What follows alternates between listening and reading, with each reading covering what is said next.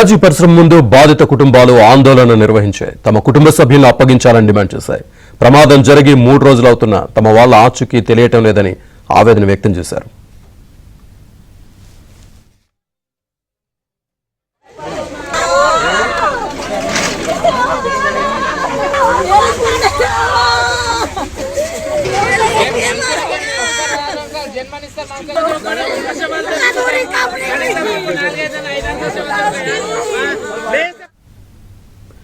మరోవైపు ప్రమాద స్థలంలో 3వ రోజు సహాయక చర్యలు కొనసాగుతున్నాయి. ఇప్పటివరకు 40 మంది మృతి చెందగా 34 మంది చికిత్స పొందుతున్నారు. ఇంకా 9 మంది ఆచూకీ దొరకాల్సి ఉంది.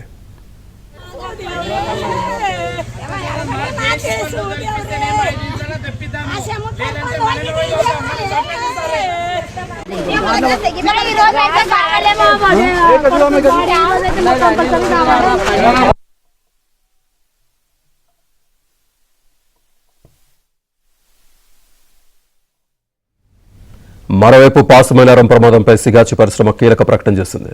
మృతుల కుటుంబాలకు 1 కోటి చొప్పున పరిహారం ఇవ్వడంతో పాటు గాయపడిన వారికి పూర్తి వైద్య సాయం అందిస్తామని హామీ ఇచ్చింది.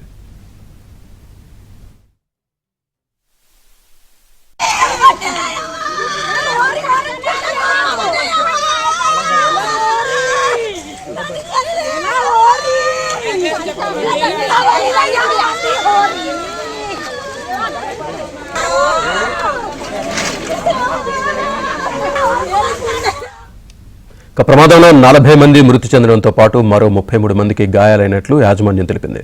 ప్రమాదానికి రియాక్టర్ పేలుడు కారణం కాదని, దీనిపై ప్రభుత్వం దర్యాప్తు చేస్తుందని ప్రభుత్వ నివేదిక కోసం ఎదురు చూస్తున్నట్లు వెల్లడించారు. ప్రమాదం కారణంగా 3 నెలల వరకు ప్లాంట్ పనులు నిలిపివేస్తున్నామని ప్రకటించారు.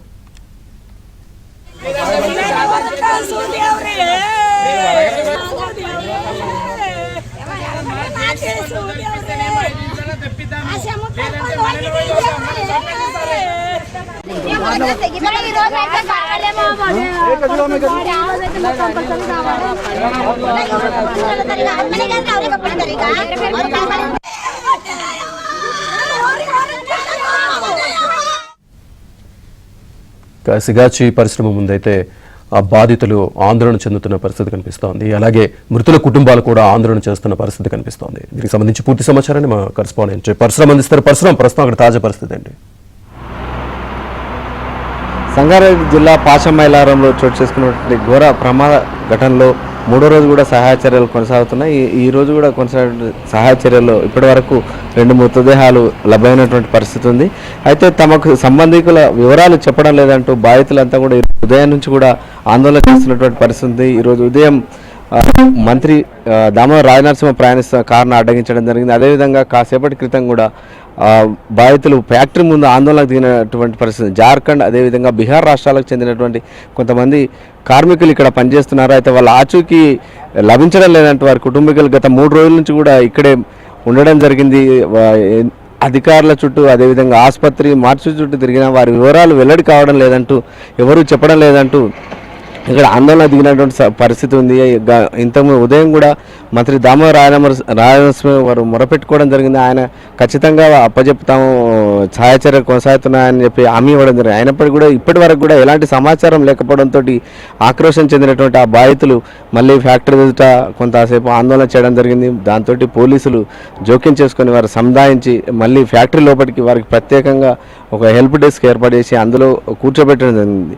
ఎలాంటి ఆందోళన చెందవద్దు, తాము సహాయ చర్యలు వేగవంతంగా కొనసాగుతున్నాయి, త్వరలోనే ఇందుకు సంబంధించిన వివరాలు అందిస్తామని చెప్పి కూడా వాళ్ళకి హామీ ఇవ్వడం జరిగింది. అయినప్పటికీ కూడా వాళ్ళు తమకు ఇక్కడ భాషా సమస్య ఉంది, ఎవరు మా గోడును పట్టించుకోవడం లేదంటూ చెప్పి వాళ్ళు ఆందోళన దిగుతున్నటువంటి పరిస్థితి ఉంది. అయితే ఇప్పటి వరకు ఉన్నటువంటి సహాయ చర్యను ఒక్కసారి పరిశీలిస్తే ఈ రోజు వరకు ఇప్పటివరకు 38 మంది మృతదేహాలు స్వాధీనం చేసుకోవడం జరిగింది. అయితే ఇంకా కూడా కొన్ని మృతదేహాలు ఉన్నాయని చెప్పి కూడా సమాచారం అందుతుంది. ఇంకా మరో 9 మందికి సంబంధించి కూడా ఎలాంటి ఆచూకీ కానీ జాడలేదు. వారికి సంబంధించి రెస్క్యూ ఆపరేషన్ కొనసాగుతుంది.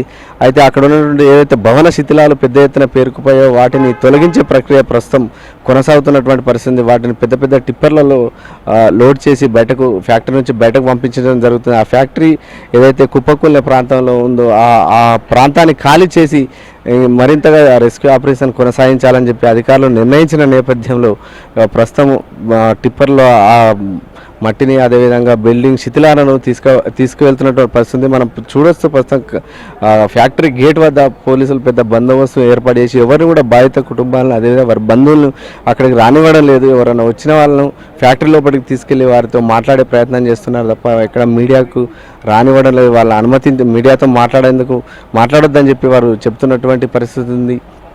ఇంకా కూడా ఇప్పటికీ 3 రోజులు గడిచిపోయాయి.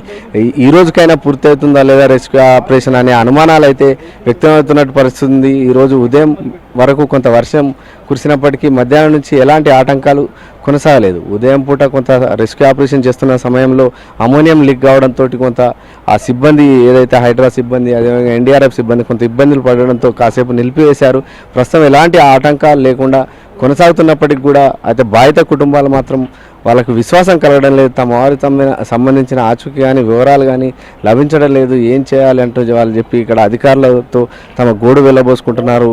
వాళ్ళ రోధనలతో ఇక్కడ మిన్నంటుతున్నటువంటి పరిస్థితి. వారి కోసం ఎవరైతే బాధితులు ఉన్నారో వారి కోసం ఆ కుటుంబీకులే కాకుండా ఆ గ్రామ సర్పంచులు కావచ్చు, ఇతర ప్రజాప్రతినిధులు, వారి బంధువులు కూడా పెద్ద సంఖ్యలో ఇక్కడికి చేరుకున్నారు. అయితే వారిని ఎవరు కూడా ఇక్కడ పట్టించుకున్నటువంటి దాఖలాలు లేవు. ఇకనైనా ప్రభుత్వం సీరియస్గా తీసుకొని అదేవిధంగా జిల్లా అధికార యంత్రాంగం సీరియస్గా తీసుకొని తమ వారి వివరాలు అందించాలని చెప్పి ఎప్పటికప్పుడు అప్డేట్ ఇవ్వాలని చెప్పి కోరుతున్నటువంటి పరిస్థితి ఉంది. Right, thank you very much Parashuram.